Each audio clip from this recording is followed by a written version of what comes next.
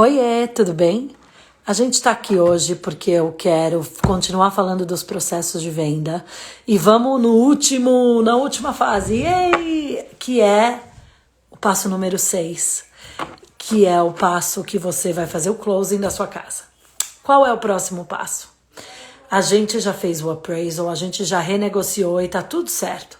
Então, o processo do lender vai continuar, ele vai continuar fazendo perguntas, vai te enviar mais e mais documentos que você vai ter que enviar para ele, até chegar a hora que ele vai falar, tá tudo certo. Você fez tudo o que você devia fazer e agora vai ser o closing da sua casa. O que a gente vai precisar fazer? Não tem muito mais o que você fazer, né? Ele vai te mandar o closing disclosure, que você vai ter que abrir o documento 3 dias antes do seu closing. Nesse closing disclosure, que é toda a explicação do que vai ser, ou quais os números que você vai ter do seu mortgage, vai estar explicando quanto vai ser o seu pagamento de principal e interest, né? Qual vai ser seus juros, qual vai ser o principal, quanto você vai dar de entrada, aí vai somar todas as contas que você tem. Ele vai cobrar pelo appraisal, que a gente conversou bem antes. Ele vai cobrar, por exemplo, caso você tenha comprado algum ponto para fazer os seus juros menores.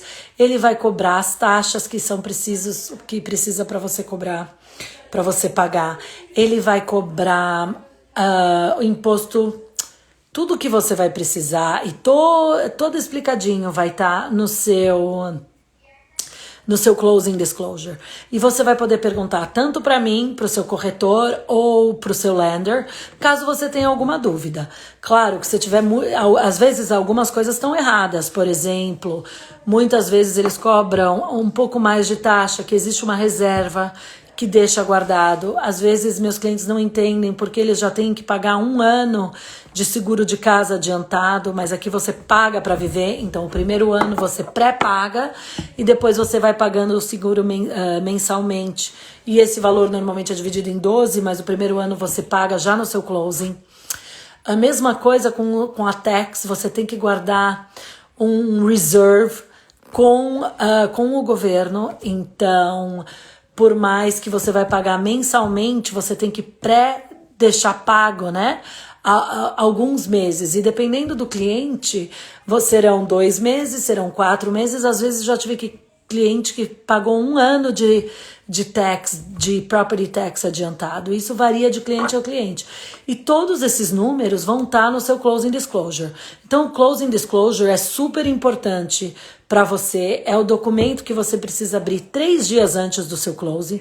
Existe uma lei aqui em Michigan, pelo menos, que o cliente tem 3 dias para discordar, né, para não fazer o closing. Então você tem o closing disclosure, você abre, você analisa com o seu corretor e com o seu lender, quem você se sentir mais confiante.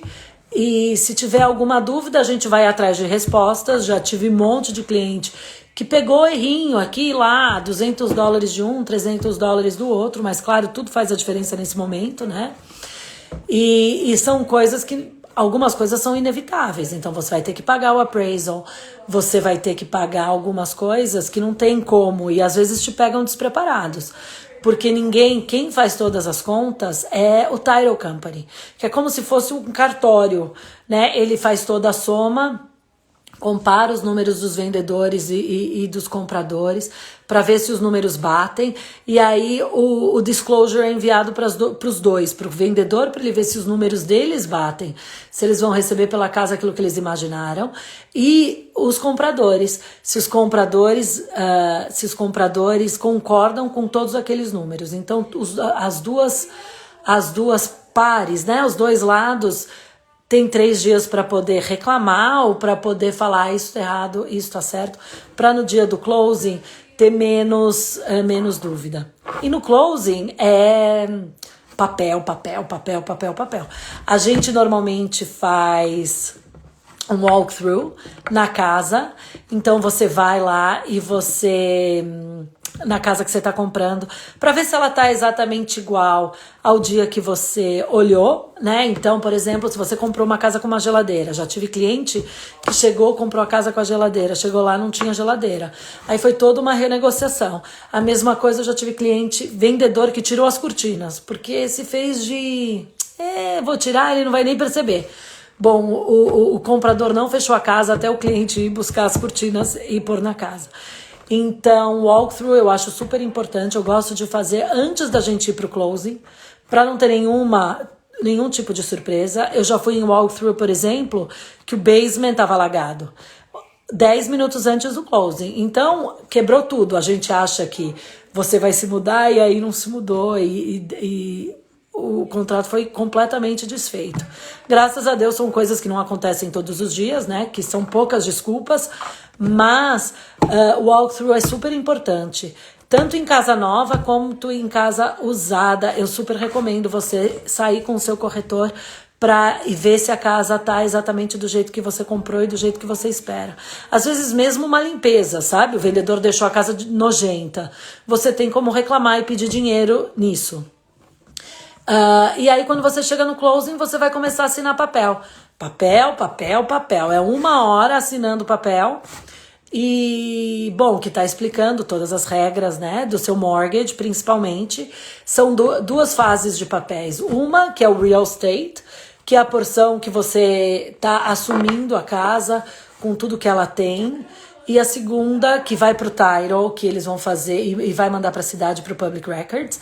E a outra do mortgage, você se comprometendo em pagar em 30 anos o seu mortgage. Então, eu acho que é isso. Se você tiver qualquer dúvida, me liga. Tchau, oi, tchau!